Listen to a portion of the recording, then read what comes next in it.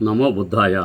జై భీమ్, జై మూల నివాసి, జై భారత్, జై సంవిధాన్. మిత్రులారా, ముందుగా తథాగత భగవాన్ బుద్ధునికి, పరమ పూజ్యులు బోధిసత్వ విశ్వరత్న డాక్టర్ బాబాసాహెబ్ అంబేద్కర్కు ప్రణామాలు తెలియజేస్తున్నాను. నేను ఈరోజు ఒక సోషల్ మీడియాలో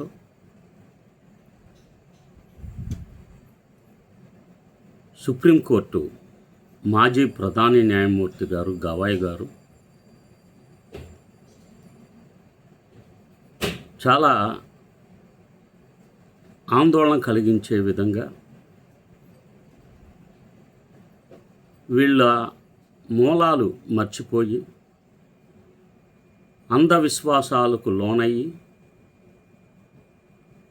ఒక బాబా దగ్గరకు వెళ్ళి ఆయన ఆశీర్వాదాలు తీసుకునడం చాలా బాధ కలిగింది. ఇది సహజమైన విషయమే. చాలామంది పొలిటీషియన్స్ మన రాష్ట్రంలో కానీ దేశంలో కానీ తమకు అవకాశాల కోసం రాజకీయ అవకాశాలు పొందటాని కోసం రకరకాల ఓసరవెల్లి వేషాలు వేయడం, తాము నమ్మిన భావజాలాలకు వ్యతిరేకంగా ప్రవర్తించడం భారతదేశంలోని నాయకులకు, అధికారులకు, ప్రధాన న్యాయమూర్తికి కూడా అది ఆశ్చర్యం కలిగించే విషయం కాదు. వాళ్ళ సహజమైన ప్రవృత్తి. కానీ వాళ్ళని ఆదర్శంగా తీసుకొని కొంతమంది ఉంటారు కదా, వారు ఆలోచించుకోవాలి. హిజ్ మాస్టర్ వాయిస్ అని ఒకటి ఉంటుంది. పాత గ్రామ్ఫోన్ రికార్డ్స్లో ఒక కుక్క బొమ్మ వేసి గ్రామ్ఫోన్ రికార్డులో ఉంటుంది. ఆ రికార్డులో ఎప్పుడు యజమాని ఏం మాట్లాడితే అదే వీళ్ళు చిలక పలుకులు పలుకుతూ ఉంటారు. వాటిని మనం ఆదర్శంగా తీసుకోక్కర్లా. మాకు తెలిసిన గౌరవనీయులు సివిల్ సర్వెంటు రావెల కిషోర్ బాబు గారు మాన్యవర్ కన్షీరామ్ గారితో పనిచేశారు. అలాగే బాలయోగి గారితో పర్సనల్ సెక్రటరీగా చేశారు. ఒక అంబేద్కరైట్గా తాను ప్రొజెక్ట్ చేసుకున్నారు. చాలా ఆయన మూలాలు పూలే అంబేద్కర్ మార్గంలో ఉన్నాయని అందరూ భావించారు. తదుపరి తన విశ్వాసాలకు ప్రాధాన్యత ఇచ్చి ఒక 40 వీడియోలు పైగా క్రైస్తవ రాజ్యాధికారి పార్టీ నేను నెలకొల్పుతున్నామని క్రైస్తవులందరినీ సమాయత్తం చేసి నామినేషన్స్ ఇంకా 2 రోజులు ముగుస్తుందనగా వారు తెలుగుదేశం యొక్క తీర్థం పుచ్చుకున్నారు. అప్పటి వరకు ఈ ప్రసంగాలు ఏమైనాయో, క్రైస్తవ రాజ్యాధికార పార్టీ ఏమైందో తెలియదు. వీళ్ళు మతం పేరుతో జనాల్ని సమీకృతం చేస్తారు, రెచ్చగొడతారు. మరియు తమ అవసరం దీంట్లో అయితే సక్రమంగా ఉండదు అనే విషయం వీళ్ళకి బాగా తెలుసు. అంటే ఇదంతా కూడా మా బలం ఎంత ఉంది అని చూపించుకుంటానికి చాలామంది అదేవిధంగా బహుజన్ రాజకీయ పార్టీలు పెట్టిన వాళ్ళు కూడా ఎరగదీసేద్దామని కాదు, ఇప్పుడు ఒక ప్రొజెక్షన్, తమకు లేని దానిని ఒక ప్రొజెక్షన్ కల్పించుకొని నా వెనకాల ఇంతమంది ఉన్నారు, ఒకళ్ళైతే 50 లక్షల మంది ఉందంటారు, మొత్తం నేను కదిలితే మొత్తం రోడ్లన్నీ దిగ్బంధం అయిపోతాయి అంటారు. కానీ వాస్తవానికి అంత సీన్ ఏం లేదు వారికి. ఇవన్నీ మసిబూసి మారేడుకాయ చేస్తున్నట్లు ఒక కృత్రిమమైన ఫాలోయింగ్ ఉందని చెప్పటానికే ఈ మనువాద పార్టీల దగ్గర టికెట్లు పొందడానికి జిమ్మిక్స్ చేస్తూ ఉంటారు. ఈ రావెల కిషోర్ బాబు గారు తర్వాత తెలుగుదేశం పార్టీ టికెట్ నిరాకరిస్తే మ్, జనశక్తిలో ఈ పవన్ కళ్యాణ్ పార్టీలో చేరినట్టున్నాడు. ఆ తర్వాత బీజేపీ తీర్థం పుచ్చుకున్నారు. యజ్ఞాలు చేశారు మళ్ళీ ఆయన. జగన్మోహన్ రెడ్డి క్రైస్తవుడు అని చెప్పుకుంటాడు. తనను తాను హిందూ ఓట్లు ఎటుతిరిగి ఎంత అన్యాయం చేసినా, మొత్తం బహుజన సంక్షేమ స్కీములు మొత్తం రద్దు చేసిన దళితులకు ఇంకొక మార్గం చూస్తూ చంద్రబాబు నాయుడుకు ఓటేయరు కాబట్టి వీళ్ళకి ఏం చేయకపోయినా వీళ్ళకి గత్యంతరం లేదు, నేనే దిక్కు అనుకొని జగన్మోహన్ రెడ్డి తనను తాను నిరంతరం నిరూపించుకోవటానికి ఎప్పుడు అతను హిందుత్వంని భుజాన్ మీద వేసుకుంటాడు. గంగానదిలో ముగుతాడు, అక్కడ జంజం కట్టించుకుంటాడు. రకరకాల హిందూ మతంలో ఏదైతే చేస్తారో అన్నీ చేస్తూ ఉంటాడు. ఇప్పుడు ఇవాళ కూడా నిన్న పండితుల ఆశీర్వాద వచనాలు తీసుకున్నారు. మళ్ళీ ఈయనే సాక్షి పేపర్లో పెద్ద పెద్ద వాళ్ళ నాన్నగారు చనిపోయినప్పుడు మోకాలు దండేసి ప్రార్థన చేస్తూ, లేకపోతే క్రిస్మస్ అప్పుడు ఆరాధనలో పాల్గొన్నట్టు ఫోటోలు సాక్షిలో పడగానే వీళ్ళందరికీ ఎక్కడ లేని పిచ్చతనం పోలా. గొర్రెలు అంతే. మనుషు మత పిచ్చ ఉంటే ఇంక ఎవడు దాన్ని తొలగించలేడు. ఈయన చాలామందిని ఓదార్పు యాత్రలు చేస్తున్నాడు కదా. దళితులు చనిపోయినప్పుడు కానీ, హింసించబడినప్పుడు కానీ, ఇప్పుడు అక్రమంగా కేసులు పెట్టారు కదా, వాటి మీద ఓదార్పు యాత్ర చేశాడా? వెళ్ళిపోయాడు ఎక్కడికో. అంటే ఎవరు రక్షకులో ఎవరు భక్షకులో తెలియని అజ్ఞానంలో మత పిచ్చ కలిగిన వాళ్ళు ఉంటా ఉంటారు. ఇంకా చాలామంది ఉన్నారు ఈ బాపతు వాళ్ళు. ఒకసారి ఈ మధ్య కాలంలో ఈయన ఆర్ఎస్పి గారు ప్రవీణ్ కుమార్ గారు ఒక 22 ప్రతిజ్ఞలు చేసే సందర్భంలో ఈ పంచశీల జెండా వేసుకున్నారు. దాని మీద విమర్శలు వచ్చేటప్పటికి ఆయన, అబ్బే నేనేమి బుద్ధుడిని కాదు, గౌరవంగా నుంచున్నాను, నేనేం పలకలేదు, పలికితే ఏమన్నా రాజ్యాంగ వ్యతిరేకమా?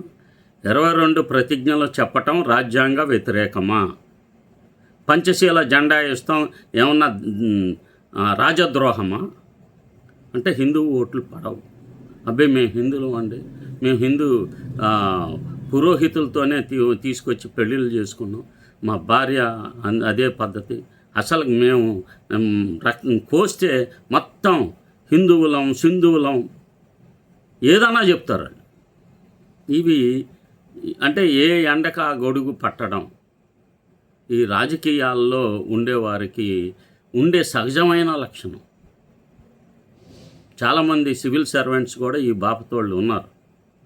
వెళ్ళి ఆర్ఎస్ఎస్ వాళ్ళతో సమాలోచనలు చేస్తారు, ఎవరికి తెలియకూడదని. ఎందుకు తెలియదు? మీరు పబ్లిక్ ఫిగర్స్ అయినప్పుడు మీ ప్రతి యాక్టివిటీ అందరికీ తెలుస్తుంది. మీరు ప్రజల్ని నిరంతరం వంచడానికి, మోసం చేయడానికి ఉంటారు. ఇక్కడ బాధాకరమైన విషయం ఏంటంటే, ఒక సుప్రీంకోర్టు ప్రధాన న్యాయమూర్తి వాళ్ళ నాన్నగారు బాబాసాహెబ్ అంబేద్కర్ గారితో, గవాయ్ గారు తండ్రి బాబాసాహెబ్ గారితో పనిచేశారు. ఈ ధమ్మ దీక్షా భూమిలో బౌద్ధం స్వీకరించేటప్పుడు వారు నాయకత్వం వహించారు. అట్లాంటి వ్యక్తి తదుపరి చవాన్ గారు ముఖ్యమంత్రిగా మహారాష్ట్రలో ఉన్నప్పుడు 14 ఎకరాల స్థలాన్ని బిఎస్ఐ బుద్ధిస్ట్ సొసైటీ ఆఫ్ ఇండియాకి కేటాయించారు బాబాసాహెబ్ కోసం. దాన్ని మొత్తం వాళ్ళ ఫ్యామిలీ కబ్జా చేసి ఈరోజు ఆ యొక్క దీక్షా భూమిలో బిఎస్ఐ వర్కింగ్ ప్రెసిడెంట్ ఆదరణీయులు డాక్టర్ భీమరావ్ యశ్వంత్ అంబేద్కర్ గారు అక్కడ సభ నిర్వహించడానికి కానీ, సమతా సైనిక దళ యాక్టివిటీస్ చేయడానికి కానీ అనుమతి లేదు. ఎందుకంటే ప్రభుత్వంతో వారు మిలాఖతై ప్రభుత్వంతో వారు కార్యక్రమాలు చేస్తూ ఉంటారు. దీనికి కారకులు ఆ ప్రధాన న్యాయమూర్తిగా పనిచేసిన గవాయ్ గారే. ఆయనకి తెలుసు ఎప్పుడు ఎలాంటి తీర్పు ఇవ్వాలో. ఈరోజు ఆయన ఇచ్చిన తీర్పు మహారాష్ట్రలో పెనుభూతమైంది. ఎస్సీ ఉపవర్గీకరణ తీర్పుని సమర్థించాడు ఆయన మళ్ళీ అంబేద్కరిస్ట్ అని చెప్పుకుంటాడు. ఆయనకంటే బేలా త్రివేది గారు బ్రాహ్మణోత్తమరాలు మనిషి, ఆవిడ బ్రాహ్మణురాలైనా ఒక లౌకికవాది, లా తెలిసిన వ్యక్తి. ఈ తీర్పు మోదీ ఇప్పించిన తీర్పు, అంతేగాని రాజ్యాంగబద్ధమైన తీర్పు కాదు. వాళ్ళకు అనుకూలంగా వాళ్ళు ఏదన్నా చేసుకోగలుగుతారు. రామాలయం కట్టుకోవాలనుకున్నప్పుడు సుప్రీంకోర్టు జడ్జితో, చీఫ్ జస్టిస్ గారితో ఒక తీర్పు రాయించుకుంటారు. ఈడబ్ల్యూఎస్ రిజర్వేషన్ కాన్స్టిట్యూషన్ ప్రకారం కరెక్ట్ అని వాళ్ళకి ఏది కావాలంటే అది చేయించుకునే నేపథ్యం ఈరోజు సుప్రీంకోర్టు తీర్పుల్లో ఉంది. అది అందరూ చర్చిస్తున్న అంశమే. ఇప్పుడు మహారాష్ట్రలో షెడ్యూల్ కాస్ట్ షెడ్యూల్ ట్రైబ్కి కమిషన్ వేశారు. ఆ కమిషన్ రేపు మాపు నివేదిక వెల్లబుస్తుంది. ఈ యొక్క తీర్పులను వ్యతిరేకిస్తూ వంచిత బహుజన అగాడి బాలాసాహెబ్ ప్రకాష్ అంబేద్కర్ గారు గౌరవనీయులు, వారు న్యాయపరంగా పోరాటం చేస్తున్నారు. అలాగే ఉద్యమం కూడా, సామాజిక ఉద్యమం కూడా చేస్తున్నారు. వారి ఆధ్వర్యంలో వారు నేతృత్వం వహిస్తున్నారు. ఆ పార్టీ ఈ ఉపవర్గీకరణ వ్యతిరేకించే పార్టీ మేనిఫెస్టోలోనే అలా పెట్టుకున్నారు. వాళ్ళేమి దేనికి దడవటం అలాంటివి ఏం చేయరు. అక్రమం అంటే అక్రమమే, ఓటు కాదు. ఒక సిద్ధాంతం, భూమిక చాలా ముఖ్యమైనది. ఈ గవాయి గారి విషయాన్ని ఈరోజు మీ ముందుకు తీసుకురావాలని చెప్పి భావించి ఈ వీడియో చేస్తున్నాను. డాక్టర్ బాబాసాహెబ్ అంబేద్కర్ వారసత్వ పేరట ఆలోచనా ద్రోహం, న్యాయ వ్యవస్థకు మచ్చగా మారుతున్న అంధవిశ్వాసాల ప్రదర్శన. భారతదేశం ఒక రాజ్యాంగ ఆధారిత ప్రజాస్వామ్య దేశం. ఈ దేశానికి దిక్చూసి అయిన రాజ్యాంగాన్ని రచించిన మహామేధావి బాబాసాహెబ్ అంబేద్కర్ తన జీవితాంతం శాస్త్రీయ దృక్పథం, తర్కబద్ధత, సమానత్వం కోసం పోరాడారు. ఆయనిచ్చిన 22 ప్రతిజ్ఞలు కేవలం మతపరమైన మార్పుకు మాత్రమే కాదు, అవి మానవ విముక్తికి, అంధవిశ్వాసాల నిర్మూలనకు మార్గదర్శకాలు. అయితే నేటి పరిస్థితులు చూస్తే ఆ ఆలోచనల వారసత్వం పేరట ఉన్నవారే వాటిని ధ్వంసం చేస్తున్నారనే బాధాకరమైన వాస్తవం బయటపడుతుంది. ముఖ్యంగా దేశ అత్యున్నత న్యాయ వ్యవస్థలో ఉన్నవారు ఈ విధంగా వ్యవహరించడం మరింత ప్రమాదకరం.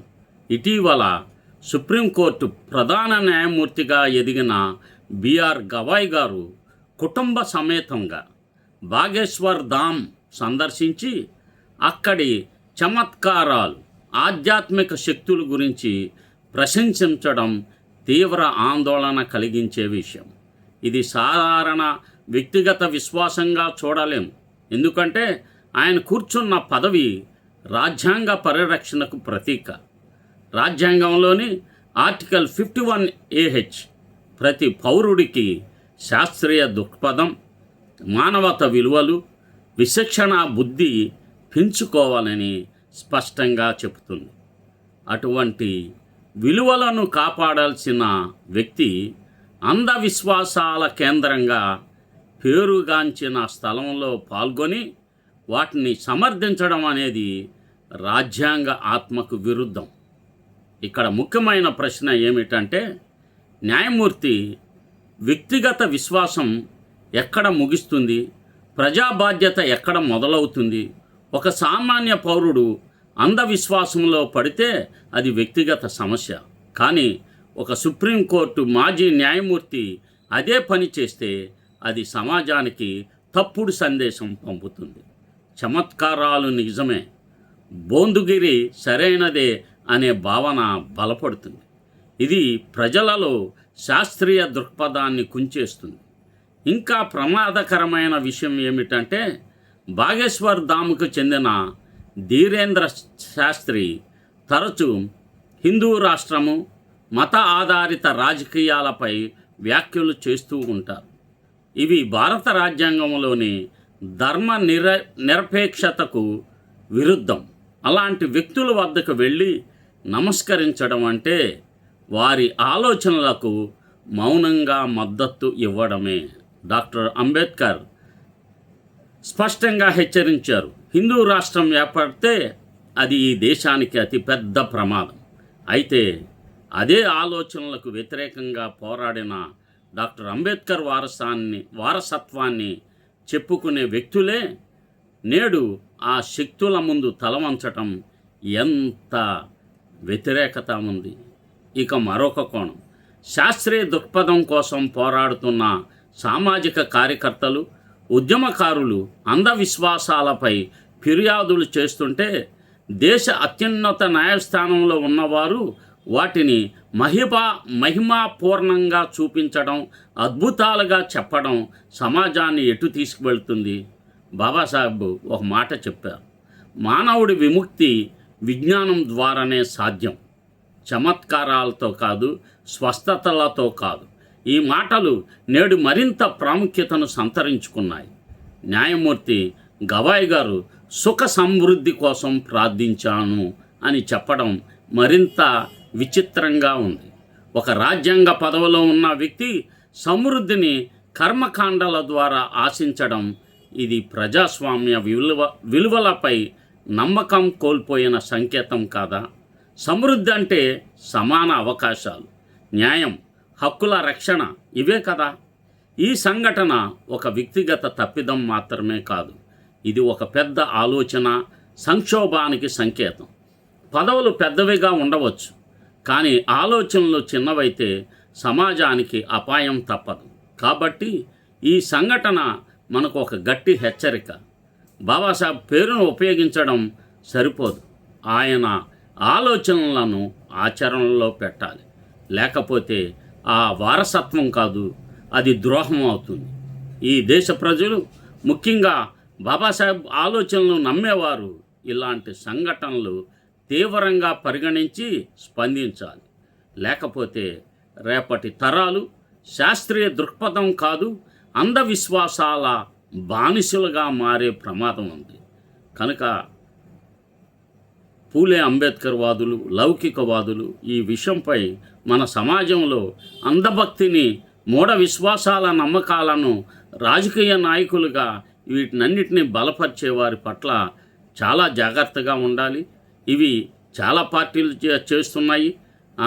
చంద్రబాబు నాయుడు గారు కూడా బైబిల్ పట్టుకొని చర్చిలో పాస్టర్ పరిశుద్ధుడైన పౌలులాగా ప్రవచనాలు చేస్తున్నాడు ఆయన కూడా. మరి మనోళ్ళు గొర్రెలుగా ఎవరు మాట్లాడితే వాళ్ళకు ఓట్లు వేయటం. బహుజన పార్టీలని గౌరవించండి, వాటిని ప్రమోట్ చేయండి, వాటిని బలపరచటం ద్వారా ఒక ప్రత్యామ్నాయ రాజకీయ వ్యవస్థను ఏర్పరుస్తారని మీ అందరికీ తెలియజేస్తూ, నమో బుద్ధాయ, జై భీమ్. ఈ బహుజన యుద్ధవేరి యూట్యూబ్ ఛానల్ను సబ్స్క్రైబ్ చేయండి, షేర్ చేయండి, నోటిఫికేషను ఆన్ చేసుకోండి. చాలామంది చూస్తున్నారు కానీ లైక్ చేయట్లేదు, అదేదో పెద్ద నేరం అన్నట్లు చూస్తున్నారు. ఎలా యూట్యూబ్ని ప్రమోట్ చేయాలో కొద్దిగా మీ ఇంట్లో యువకులను, స్టూడెంట్స్ని అడిగితే వాళ్ళు సక్రమంగా చెప్తారు. వాటిని ఛానల్ను ప్రమోట్ చేస్తారని విజ్ఞప్తి చేస్తున్నాను. జై భీమ్.